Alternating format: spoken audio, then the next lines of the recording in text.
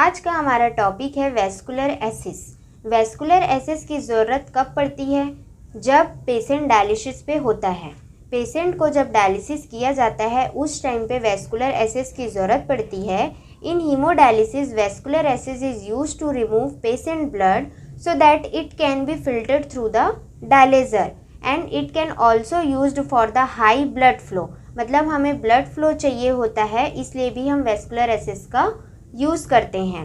Vascular एसिस mainly 2 types के होते हैं, टेम्परेरी और परमानेंट। ठीक है, तो इसमें कैथेटर पुट किया जाता है, पेशेंट के बॉडी में कैथेटर पुट किया जाता है जिसमें से वन साइड से ब्लड पेशेंट का ब्लड बाहर आता है और डायलेजर में फ़िल्टर होके वापस दूसरे लाइन से उस कैथेटर के थ्रू एसडी लाइन जिसको बोला जाता है वो पेशेंट के बॉडी में चला जाता है। ठीक है, पहला हम देखते हैं टेम्परेरी कैथेटर। टेम्परेरी कैथेटर में हम 3 वेन में पुट आउट कर सकते हैं, internal jugular vein, femoral when और सबक्लेवियन वेन। ये तीनों वेन को टेम्परेरी कैथेटर में रखा गया है जिसको नॉन टनल्ड बोला जाता है। ये टनल्ड नहीं रहता है, मतलब ये सीधे सीधे होता है। ठीक है, अब हम पहला डिस्कस करते हैं इंटरनल जुगुलर वेन। ठीक है, इंटरनल जुगुलर वेन। अच्छा, टेम्परेरी कैथेटर का यूज़ कब करते हैं? एक्यूट रीनल फेलियर में, हीमोपरफ्यूजन में, पॉइजनिंग में और अर्जेंट डायलिसिस होता है। जब अर्जेंट डायलिसिस की ज़रूरत पड़ती है उस टाइम पे हम वेस्कुलर एसिस का उपयोग करते हैं। ठीक है, टेम्परेरी का। परमानेंट को बनने में बहुत ज़्यादा टाइम लगता है, इसलिए पहले टेम्परेरी ही पेशेंट में पुट आउट किया जाता है। इंटरनल जुगुलर वेन टेम्परेरी है और डायरेक्ट कनेक्टेड होता है सुपीरियर वेना कवा से। इसे 3 साइडेड से डाल सकता है, एंटीरियर साइड, पोस्टीरियर साइड और सेंट्रल से। ठीक है, ये जो आप डायग्राम देख रहे हैं यहाँ पे आप देख सकते हैं, यहाँ पे राइट सबक्लेवियन वेन है, उसके जस्ट ऊपर में कैथेटर है। ठीक है, और ये इंटरनल जुगुलर वेन है। तो ये जो वेन है, इस वेन में ये कैथेटर क्या हुआ है, पुट आउट किया गया है। ठीक है, अब इस कैथेटर को डालते टाइम पे बहुत सारे कॉम्प्लिकेशंस होते हैं। कॉम्प्लिकेशन उसको डालने के बाद भी होता है और बहुत दिन तक ये कैथेटर पेशेंट के बॉडी में रहने से भी बहुत सारे कॉम्प्लिकेशंस होते हैं। मेनली अब हम बोलेंगे इंटरनल जुगुलर वेन में जो कैथेटर डला हुआ है वो हम कितने दिन तक रख सकते हैं? तो 1 वीक से 2 वीक तक ही हम इस कैथेटर को इसमें पेशेंट के बॉडी में रख सकते हैं।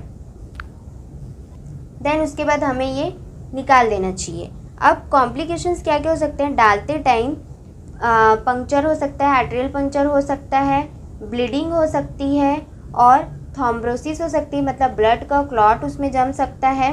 ठीक है, चूँकि ये सुपीरियर वेना कवा में जाता है डायरेक्ट, इसलिए कार्डियक परफोरेशन हो सकता है और एक बार में अगर नहीं डलता है, बार बार अटैम्प्ट करने से वहाँ की जो नर्व रहती हैं वो डैमेज्ड हो जाती हैं। सेकेंड देखते हैं फीमोरल वेन। ठीक है, फीमोरल वेन को कहाँ डाला जाता है? फीमोरल मतलब ये कहाँ होता है? पैर में रहता है ना। तो राइट साइड या लेफ्ट साइड के फीमोरल वेन में, पैर में, जांघ के पास जो रहता है वहाँ पास इसको पुट आउट किया जाता है। फीमोरल वेन का जो लाइफ स्पैन है ये बहुत ही कम है, 3 से 10 दिन के अंदर ही इसको रखना चाहिए, उसके बाद इसे निकाल देना चाहिए। ठीक है, इसमें क्या क्या कॉम्प्लिकेशंस हो सकते हैं? इसमें ब्लैडर पंचर हो सकता है, सीडो एनिडिज्मा फॉर्मेशन हो सकता है, अर्थराइटिस में जा सकता है। ठीक है, उसके बाद बार बार उसमें पंक्चर करने से हेमेटोमा का फॉर्मेशन हो सकता है। तो फीमोरल वेन आप यहाँ पे देख सकते हैं, ये नीचे की तरफ है, यहाँ से कैथेटर हम एंटर करते हैं। ठीक है, और थ्रोम्बोसिस का भी प्रॉब्लम हो सकता है। अब बहुत सारे बच्चों के में ये कन्फ्यूजन रहता है कि फर्स्ट कौन सा डालना चाहिए, इंटरनल जुगुलर वेन में पुट आउट करना चाहिए कैथेटर या फीमोरल वेन में डालना चाहिए? तो हमेशा first time internal jugular vein को ही प्रिफ़र करते हैं, उसके बाद सेकेंड में फीमोरल वेन को प्रिफ़र करते हैं। इंटरनल जुगुलर वेन को बेस्ट ये होता है कि हम यूएसजी मशीन, सोनोग्राफी, अल्ट्रासाउंड से देखकर ही पुट आउट करें। ठीक है, और इसका डिसएडवांटेज ये होता है कि इसमें इन्फेक्शन रिस्क होता है, ब्लीडिंग हो सकता है और पेशेंट को अनकंफर्टेबल फील होता है क्योंकि ये गले के पास डला होता है, तो गले के पास उसको गले को मोड़ने में प्रॉब्लम हो सकती है, उसको अनकंफर्टेबल लग सकता है। अब सेकेंडली फीमोरल रहता है। फीमोरल डालने से एक फ़ायदा ये होता है कि जो ब्लीडिंग का रिस्क होता है वो कम होता है और इसमें सोनोग्राफी की ज़रूरत नहीं होती है, इसमें डॉक्टर्स फिल करके ही पुट आउट कर सकते हैं। लेकिन डिसएडवांटेज ये होता है कि इसमें हायर इन्फेक्शंस के चांसेस होते हैं, थ्रोम्बोसिस हो सकता है और पेशेंट को बैठने में चलने में प्रॉब्लम होती है। इसलिए फीमोरल वेन में जो कैथेटर डला होता है उसको हम ज़्यादा दिन तक नहीं रख सकते हैं। ज़्यादा से ज़्यादा हम 1 हफ्ते तक ही रखेंगे, उसके बाद उसको रिमूव कर देंगे। अब देखते हैं सबक्लेवियन वेन। सबक्लेवियन वेन को जल्दी प्रिफर नहीं करना चाहिए। जब सारे एसेस परमानेंट टेम्परेरी सारे एसेस फेल हो जाते हैं, जब लास्ट स्टेज पे होते हैं, तब हमें सबक्लेवियन वेन का यूज़ करना चाहिए। वेन को ज़्यादा प्रिफर इसलिए नहीं करना चाहिए क्योंकि इसमें निमोथोरेक्स होने के चांसेस होते हैं, हीमोथोरेक्स होने के चांसेस होते हैं और जो ब्रेकियल फ्लेक्सस रहता है उसमें इंजरी होने के चांसेस रहते हैं। सबक्लेवियन आर्टरी में अगर परफोरेशन होता है तो क्या होता है, वो पूरे लेफ़्ट साइड को अफेक्टेड कर देता है। पूरे लेफ़्ट साइड को या राइट साइड को जिस वेन में डला रहता है उसको वो क्या करता है, पूरा इन्फेक्टेड कर देता है। इसलिए सबक्लेवियन वेन में जो कैथेटर डला होता है वो हम लास्ट में प्रिफर करते हैं। लेते हैं कर्व्ड कैथेटर इंसर्शन। कर्व क्या देखा पहले, टेम्परेरी कैथेटर देखा। टेम्परेरी कैथेटर में हमने 3 चीज़ देखा, इंटरनल, जुगुलर, सबक्लेवियन और फीमोरल। ठीक है, वो सारे क्या थे, नॉन टनल्ड थे। ठीक, और ये क्या है, टनल्ड होता है। ठीक है, और कर्व्ड रहता है। इसमें कर्व्ड कैसे होता है, ये जैसे कि कैथेटर आप देख रहे हैं, यहाँ पे कैथेटर देख रहे हैं तो यहाँ पे सूचरिंग हुआ है, तो यहाँ पे जो सूचरिंग रहती है वो एक इस तरीके से कर्व रहती है। इसमें क्या होता है, जो हमारे टिश्यू हैं, जो पेशेंट के यहाँ पे टिश्यू रहते हैं, फाइब्रर टिश्यू, ये इसमें क्या होते हैं, अटैच्ड हो जाते हैं। तो ये इसमें क्या होता है, फंसा होता है, फिर भी हम यहाँ पे सूचरिंग कर देते हैं। ठीक है, तो ये इसको बोला जाता है पम्प कैथ। ठीक है, अब ये पम्प कैथ जो होता है ये हम कौन से वेन में पुट आउट कर सकते हैं, तो हम ये इंटरनल जुगुलर वेन में और फीमोरल वेन में पुट आउट कर सकते हैं इस पम्प कैथ को। पम्प कैथ बहुत लंबे समय तक चलता है और इसमें हाई ब्लड फ्लो आता है, इसलिए इसको प्रिफ़र किया जाता है और ये लंबे समय तक चलता है। डिसएडवांटेज ये होता है कि ये हार्ट में डायरेक्टली जाता है और इसमें हाई रिस्क के चांसेस होते हैं बैक्टीरियमिया के, जिसके लिए अगर इसमें इन्फेक्शन हो जाता है तो हम उसको कैसे पता करेंगे, कैथेटर रिलेटेड इन्फेक्शंस क्या होते हैं, वो मैं आगे के वीडियो में आप लोग को थोड़ा सा हम समझ लेते हैं कि जो कैथेटर रहता है वो किस टाइप का होता है। तो मेनली जो कैथेटर ये है ना, ये कैथेटर है, इसमें क्या होती है, एक गाइड वायर होती है। ठीक है, इंड्यूशन निडिल होती है, ये इंड्यूशन निडिल होती है। ठीक है, हमें सूचरिंग के लिए ज़रूरत पड़ती है और ये 2 डायलेटर होते हैं इसमें। ठीक है, इतने सारे चीज़ इसमें होती है, तो ये कैथेटर हम पुट आउट करते हैं। लेकिन ये कैथेटर्स के भी बहुत सारे टाइप्स होते हैं और ये अलग अलग सेंटीमीटर्स और फ्रेंच के होते हैं।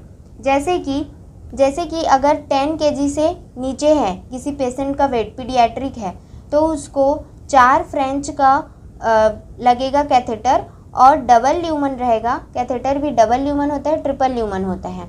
जो डबल ल्यूमन रहता है उसमें ये 2 रहता है कुछ इस तरीके से, और जो ट्रिपल ल्यूमन रहता है उसमें एक और रहती है जिससे हम मेडिसिन पेशेंट को डायरेक्ट दे सकते हैं सेंट्रल से, है ना, तो उसको ट्रिपल ल्यूमन बोला जाता है।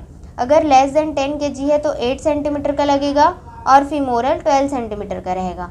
10 से अगर 30 kg के है पेशेंट तो उसको 12 सेंटीमीटर लगेगा और अगर फीमोरल में डाल रहे हैं तो 12 से 15 सेंटीमीटर। अगर 30 से 50 किलो के बीच में है तो आईजेवी 12 से 15 सेंटीमीटर का रहेगा और फीमोरल 15 सेंटीमीटर रहेगा। 50 से 70 किलो है अगर कोई पेशेंट तो 15 सेंटीमीटर या उससे ज़्यादा भी लग सकता है और फीमोरल 20 सेंटीमीटर। अबव 70 kg है तो 16 सेंटीमीटर लगेगा और फीमोरल 20 सेंटीमीटर।